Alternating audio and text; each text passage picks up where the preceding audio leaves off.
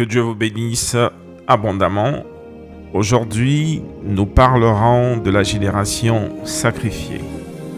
Acte 2, verset 17, il est écrit: dans les derniers jours, dit Dieu, je répandrai de mon esprit sur toute chair. Vos jeunes gens auront des visions et vos vieillards auront des songes. Ce qu'il faut retenir ici, c'est que celui qui a la vision est celui qui a l'avenir et qui définira l'avenir de demain en fonction de sa conduite. Celui qui a le songe, c'est celui qui vient conseiller celui qui a la vision. Alors, pourquoi je parle aujourd'hui d'une génération sacrifiée? L'avenir de l'Église dépend de la jeunesse.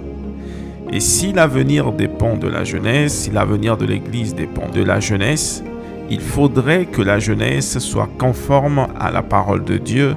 Il faudrait que la jeunesse soit conforme à l'Évangile. Il faudrait que la jeunesse soit prête à recevoir le Saint-Esprit afin que la vision parfaite soit donnée.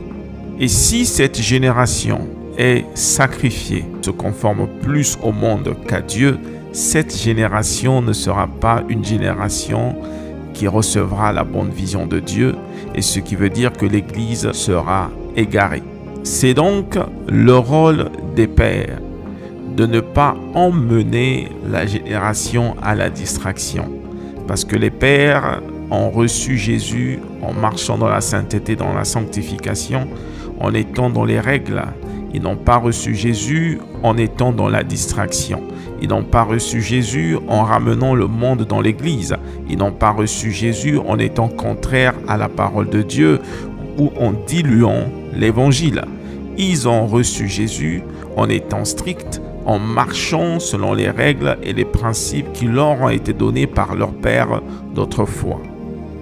Alors pourquoi, dans notre génération actuelle, les pères ont dilué l'Évangile? Pourquoi, dans notre génération actuelle, les pères permettent tout au sein de l'Église?